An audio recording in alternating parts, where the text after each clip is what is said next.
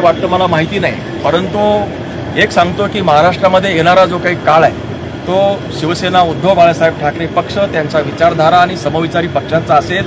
आज जरी तुम्हाला ही परिस्थिती शांत जरी असली तरी शांततेमध्ये आता वादळांचा जो काही अंतर्गत हालचाली चालू आहे ते तुम्हाला येणाऱ्या काळामध्ये त्याची जाणीव होईल आणि अतिशय उज्ज्वल काळ जो आहे आमच्या पक्षाचा, आमच्या विचारधारेचा तो येणार आहे. देशावरचा एक प्रश्न आहे, तुम्ही आमदार अगोदर एक मोठे अधिकारी होते आणि आता देशाची परिस्थिती बघितली तर खूप मोठ्या प्रमाणात आता अशी एक माहिती समोर आली की 1,00,000 कोटीचं सोनं RBIकडून ते विकलेलं आहे आणि डॉलर खरीदलेले आहे. काय म्हणाल?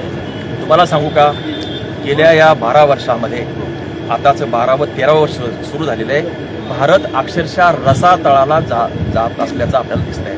भारताची अशी स्थिती यापूर्वी कधीच नव्हती. इव्हन ब्रिटिश होते तेव्हा सुद्धा नव्हती. म्हणजे ब्रिटिश परवडले अशी म्हणण्याची परिस्थिती आज या ठिकाणी आलेली आहे. सोनं आपलं संपलेलं आहे. जवळपास यांनी 1.5 कोटी काहीतरी जे सोनं आहे ते दीड लाख कोटीचं जे काही सोनं आहे ते आपल्या ठिकाणी निघून गेलेलं आहे. नीट जी काही पेपर फुटी झालेली आहे ते इतकं मोठं विद्यार्थ्यांचं 20 लाख विद्यार्थ्यांचं नुकसान यांनी केलेलं आहे. बरं, नुकसान झाल्यानंतर यांना बेशरम एवढे येते सगळे की यांना लाज सुद्धा वाटत नाही. नैतिकता आता हे सगळे हरवून बसवलेलं आहे. नैतिकता, चारित्र्य यांच्या नावाला सुद्धा राहिलेलं आहे.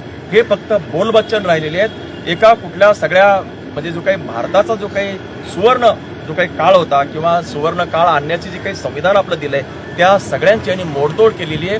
देशाचं तुकडे करण्यासाठी जी काही लागेल सगळी कारवाई आता या सरकारने, विशेषतः पंतप्रधान मोदी, अमित शहा या दोघांच्या आणि त्यांना फॉलो करणाऱ्या सगळ्या लोकांनी भारतावर आणून ठेवलेली आहे.